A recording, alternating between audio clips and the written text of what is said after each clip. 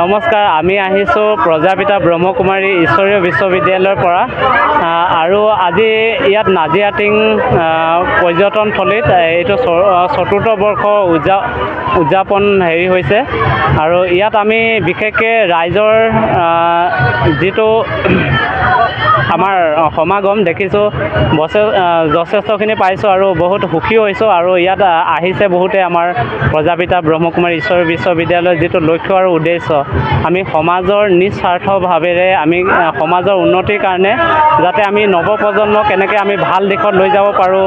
আধ্যাত্মিক জ্ঞানে এনেকুৱা এটা জ্ঞান হয় য'ত নেকি আমি নিজৰ পৰিৱৰ্তনৰ লগতে সমাজ আৰু বিশ্ব পৰিৱৰ্তন কৰিব পাৰোঁ। আমি যিটো আমাৰ সমাজৰ ভিতৰত যিবিলাক আমি দেখিবলৈ পাওঁ, যি শিক্ষা গুৰুৰ প্ৰতি সন্মান, মা দেউতাৰ প্ৰতি সন্মান লাহে লাহে আমাৰ সমাজৰ ভিতৰত নোহোৱা হৈ গৈছে আৰু ইয়াৰ পৰা পৰিত্ৰাণ পাবৰ কাৰণে আমাৰ ইয়াত মেডিটেশ্যন 7 দিনীয়া এটা কোৰ্চ শিকোৱা হয় আৰু ইয়াৰ পৰাই আমি সেই সুযোগ সুবিধাটো আমি পাব পাৰোঁ আৰু বিভিন্ন জাগাত আমাৰ চেণ্টাৰবিলাক আছে।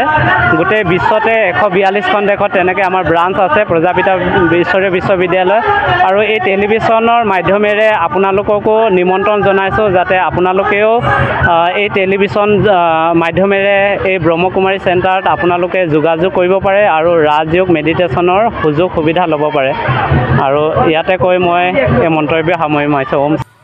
খুব ভাল লাগিছে আৰু যোৱা 3 বছৰতকৈ এইবছৰ মানে বহুত ভিৰ ভাৰ দেখিছোঁ, সুন্দৰকৈ ৰাখিছে, ভাল লাগিছে, মানে বহুত বেছি আৰু মানে যোৱা 3 বছৰতকৈ দেখা গৈছে বিভিন্ন জাতি জনগোষ্ঠী সাংস্কৃতিক দলবিলাকে তেওঁলোকৰ কৃষ্টি সংস্কৃতিৰ প্ৰদৰ্শন কৰিছে আৰু এইবাৰ অন্ততঃ দেখা গৈছে যে চাইকেল বিশেষকৈ মটৰ চাইকেল আৰু গাড়ীৰ পৰা কিছু পৰিমাণে এণ্ট্ৰি ফিজ লৈছে। এই ক্ষেত্ৰত কিবা লোৱাৰ কাৰণে কিবা অসুবিধা হৈছেনে বা কিবা সুবিধা হৈছেনে বা লোৱাটো ভাল হৈছে নেকি?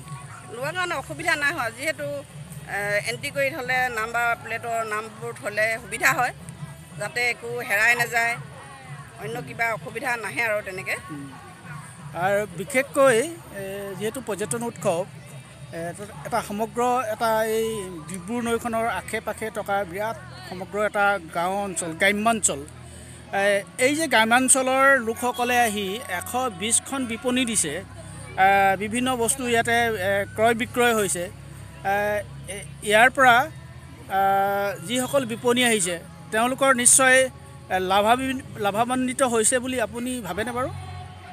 লাষ্ট মুহূৰ্তত দেখা যাব, মানে এতিয়া বৰ্তমান 2 দিন হৈ গৈছে আজিৰ দিনটোক লৈ, আৰু কালি পৰহি কি হয় এতিয়া দেখা যাব, লাভ কি হয় লোকচান কি হয় তেনেকৈ। পিকনিক খাবলৈ অহা নাই? পিকনিক খাবলৈ নাই অহা। ঠিক আছে, আপোনালৈ শুভেচ্ছা জনালোঁ আপোনালোক আটাইলৈকে। কাইলৈ দিনটো চাগে খুব সুন্দৰকৈ পাৰ হ'ব। ঠিক আছে, তাকে